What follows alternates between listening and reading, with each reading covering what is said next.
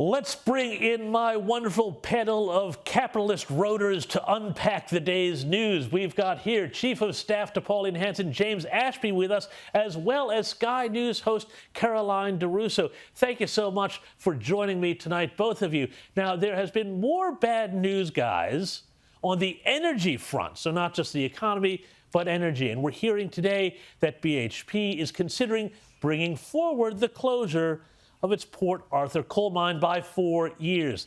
This is in retaliation to the New South Wales government's plan to establish a domestic coal reservation, which would require thermal coal producers to reserve up to 10% of their production for state plants. James Ashby, I want to start with you. If more producers follow BHP's lead here, well, we could be really in serious trouble, couldn't we?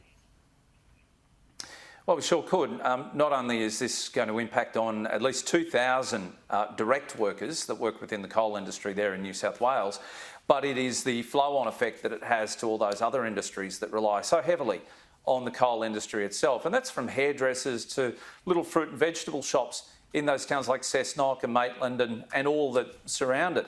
So this is a direct impact as a result of Matt Keane's brave decision. I say that with my tongue firmly planted in my cheek. But, you know, you wouldn't have him on a soccer team. If he was a soccer player, he'd be kicking own goals every day, all day. And not only is it going to cost jobs, but it's also going to weaken the security of the power throughout New South Wales, because he is on this hell-bent fast transition to wind and solar. And that is why we've got such insecurity in the power grid down there in New South Wales and a part of the National Energy Guarantee. So this 10% domestic coal reserve, which is a policy idea at this moment, One Nation completely rejects. I think there's going to be significant backlash as a result of this, not just from the mining sector itself, but from voters. And why would you do this 8 weeks out from a state election? It makes no sense to me, and that is why Mark Latham and Rod Roberts at this next state election are going to do extraordinarily well out of areas, particularly around that Hunter. Indeed, James, and I think we saw some polling last week that suggested One Nation might pick up as many as 5 seats in the March election, which is pretty impressive. Now, Caroline DeRusso, I want to take this to a federal level with you.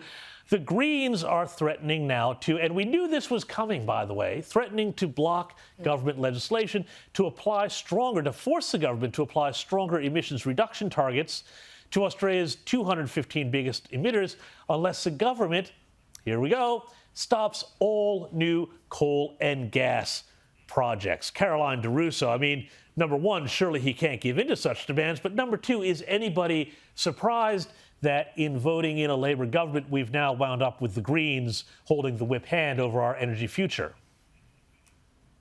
Now, this is the least surprising thing, and no, he can't give in. And it's funny you mention it. I actually wrote a piece almost on this precise topic for the Daily Telly just after the election, and we all knew that once you've got that Greens and Teal balance of power in the Senate, then all of a sudden everything becomes negotiable, and it doesn't matter whether it's good policy or bad policy. It becomes, well, whatever the government can get past the Greens. And obviously we saw that with the coal and gas caps. We saw the furor that came out of that when it turns out, yes, they were going to be paying subsidies to oil and gas companies for, you know, essentially compensation, which they would have to do because, you know, the Constitution. So we can expect to see more of this. No doubt they will continue to push this further. How much further the government will let them go will be really interesting, because yes, there is on one hand, they've got the issue of being able to pass legislation through Parliament, but then they're also going to have the issue coming up to the next election of what they can justify to the electorate. And the electorate didn't elect a Greens government. Labor themselves only ended up with a 32% primary. So it is a really tough spot for Labor to manoeuvre, because I'm not sure how they get past a lose-lose situation.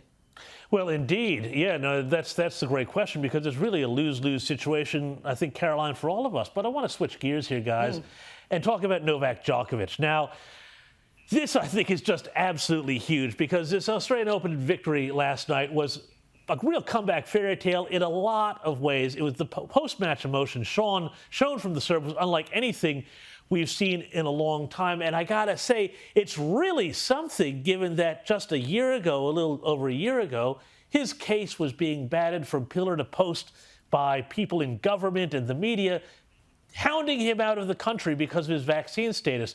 Now, Nick Kyrgios says that Australia created a monster in Djokovic over the way that we treated him. I would tend to agree, because I recall being in a bar in Savannah, Georgia when this was all happening, and somebody said, "What are y'all doing to Novak Djokovic there?" Caroline, do you think that Nick Kyrgios makes a good point about Novak Djokovic?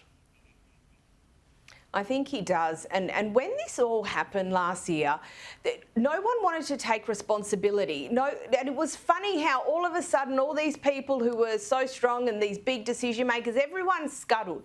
There was no one there. So I'm still not even 100% sure I know what the situation is. The view that I took, because obviously I talked about it this time 12 months ago, was, okay, well, maybe they're rules, but maybe the rules are stupid.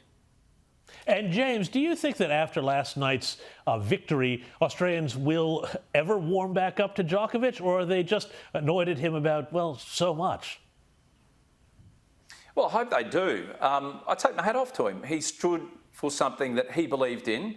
He wasn't going to bend to the demands of media and to this posse of people out in the public that tried to demonise him on social media and so forth. You've got to think, this time last year, he was sitting in a detention camp awaiting deportation from Australia.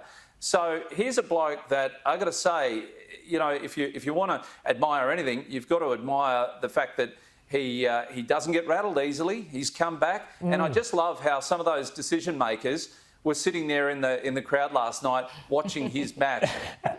I found that ironic. Yeah, no, look, I thought it was absolutely great. It was just a great giving it back to all the hysterics who drove him out of the country last year, and I think made Australia look really clownish on the world stage. But let's stay on the tennis here, because, and I love this story too, the Prime Minister has come under fire for spending more time at the Australian Open than he did in Alice Springs. Now, James Ashby, do you think Albo needs to have a little bit of a look at his calendar and say, just maybe this huge social crisis going on in the middle of our country with what he keeps reminding us is the world's oldest civilization? It needs to be taking maybe a little bit more of a priority than the tennis? Well, he's taking a leaf out of the book of the Queensland Premier Anastasia Palaszczuk, who turns up to the opening of every letter she can, and as long as there's a red carpet, she'll hang out there rather than present herself to regional parts of Queensland, and Albo's no different. When the people of Alice Springs in the last couple of months have been demanding action on the volatile situation that's happening on their streets there, and let's not forget, this is not just an issue in Alice Springs, but we've got the same issues happening in Mount Isa, Doomadgee here in Queensland, Townsville, Rockhampton, where I am here in central Queensland, and then Kalgoorlie and the northern parts of Western Australia. There is this Indigenous problem that is stemming across all Indigenous youth at the moment in this country. And this Prime Minister thinks that the tennis and chugging beer at various different events, the GQ awards and all those sorts of things, I think his priorities are wrong. You're 100% right, James.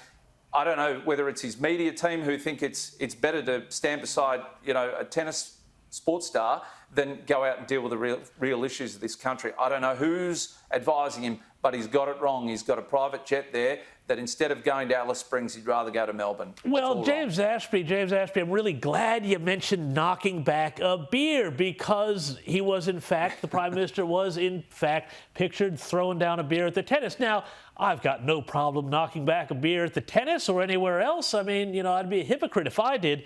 But Caroline, I also remember the reaction in 2015 when there was video of Tony Abbott sculling a beer at a pub in Double Bay.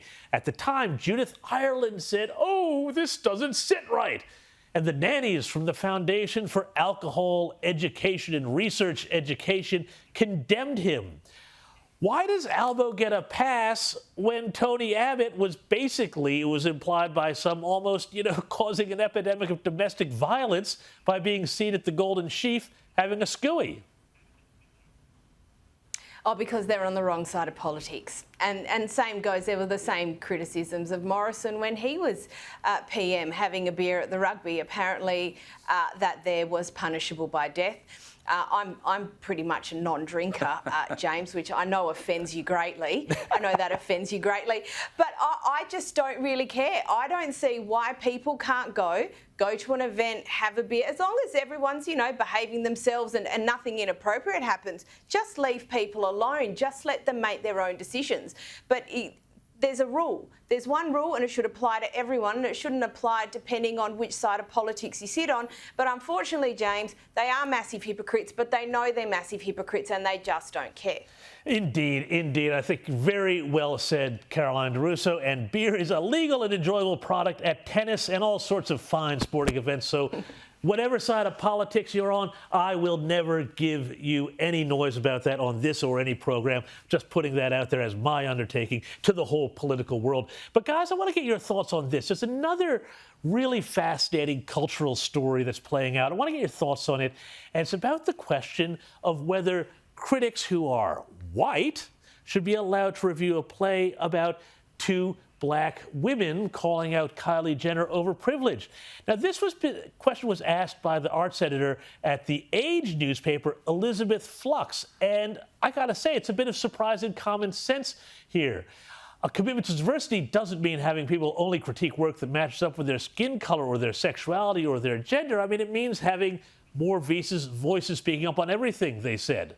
To actively seek someone out to review this production based on them being a POC, the Age editor wrote, would have been offensive and tokenistic. And now you can't fault her for that logic, can you, Caroline DeRusso?